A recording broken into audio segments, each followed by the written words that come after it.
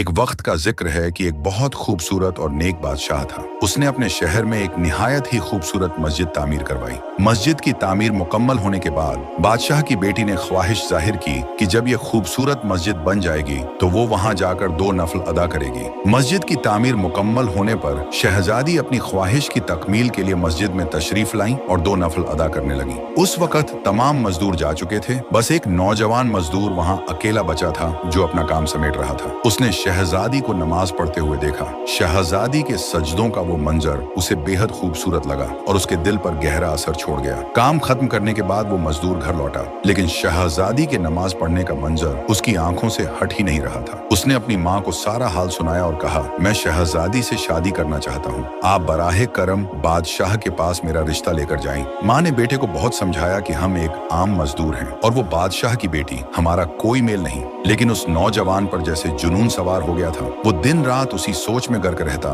نہ کھانا کھاتا نہ کام کرتا۔ اس کی حالت دن بدن بگڑتی چلی گئی، یہاں تک کہ وہ مرنے کے قریب ہو گیا۔ بیٹے کی یہ حالت دیکھ کر ماں بہت پریشان ہوئی اور مجبوراً بادشاہ کے پاس پہنچی۔ اس نے بادشاہ کو اپنے بیٹے کی ساری کہانی سنائی۔ بادشاہ نے بڑے تحمل سے اس کی بات سنی اور کہا، اگر آپ کا بیٹا 40 راتیں مسجد میں تمام لوگوں کے جانے کے بعد قیام کرے تو میں اس کی شادی اپنی بیٹی سے کر دوں گا۔ بادشاہ نے یہ بھی کہا کہ اس کی نگرانی کی جائے گی اور اگر وہ ایک رات بھی نہ آیا تو یہ رشتہ نہیں ہو پائے گا۔ ماں نے گھر آ کر بیٹے کو بادشاہ کی شرط بتائی۔ وہ نوجوان فوراً تیار ہو گیا۔ ہر رات جب سب نمازی چلے جاتے وہ مسجد میں قیام کے لیے جاتا۔ وہ اللہ کے حضور سجدے کرتا، دعائیں مانگتا اور اس کی عبادت میں کھو جاتا۔ 1 2 3 کرتے کرتے 40 راتیں گزر گئیں، لیکن نوجوان بادشاہ کے پاس نہیں گیا، بلکہ وہ کئی اور راتیں بھی مسجد میں ہی گزارتا رہا۔ جب کافی دن گزر گئے اور وہ نوجوان بادشاہ کے پاس نہیں آیا تو بادشاہ نے اسے اپنے محل میں بلوایا۔ بادشاہ نے اس سے پوچھا، کیا تم نے میری شرط پوری کی؟ نوجوان مزدور نے کہا، جی حضور، میں نے آپ کی شرط پوری کی ہے۔